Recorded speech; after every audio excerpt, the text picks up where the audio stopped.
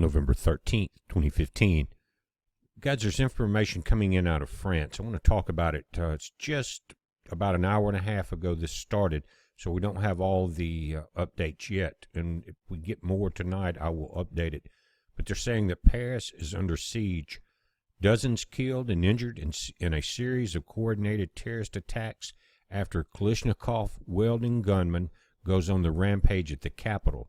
60 hostages are taken at a concert hall, and explosions are heard near the National Stadium. It says 18 people said they've been killed in the terror attacks so far that they know of. 2 attackers reportedly had suicide vests near the Stadium of France.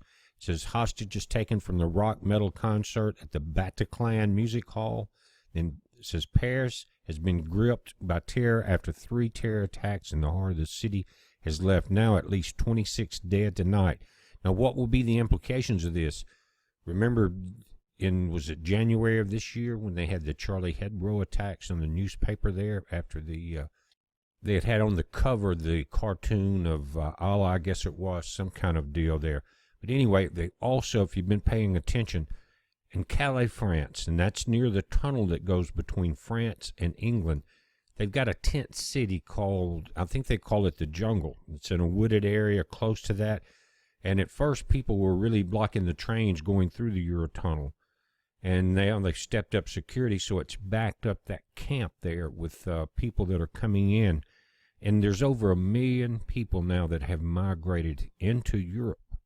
So we may be seeing a culmination of the effects of, there was already a Muslim population there that was very disconcerted with the way things are, obviously.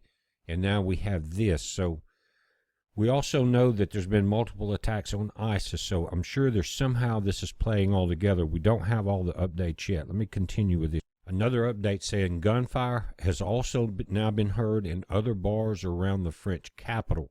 And there's police on the street, there's ambulances. I'll link to the story and you can see some of the video reports here. But there's bodies that are, they're saying there's bodies that are littering the streets of Paris Alley after a string of terror attacks. Just kind of going through the updates here, guys. Machine gun fire and screams were heard from inside a restaurant at Rue Bichat, close to where the Charlie Hebdo shootings occurred in January. The cities are, again, it's Paris, but the locations are the Stadium of France, or the Stade de France, the Petit Cambodge restaurant, the Bataclan concert hall. It says there was a shootout, again, at that restaurant, 2 explosions near the Stadium of France, and another shooting at the, again, the concert hall. There are also unconfirmed reports that an attacker near the stadium where the French football team is playing Germany in a match tonight was a suicide bomber. An eyewitness said that 2 explosions were loud enough to be heard over the sound of the cheering fans. Sirens were heard immediately and a helicopter was seen. Now, they're saying that anti-terrorist police have flooded the area, and officers on the scene warn the gunman is suspected to be still on the loose. People should leave the area. Police and other emergency services are at the scene, which is, again, close to where the magazine attack happened.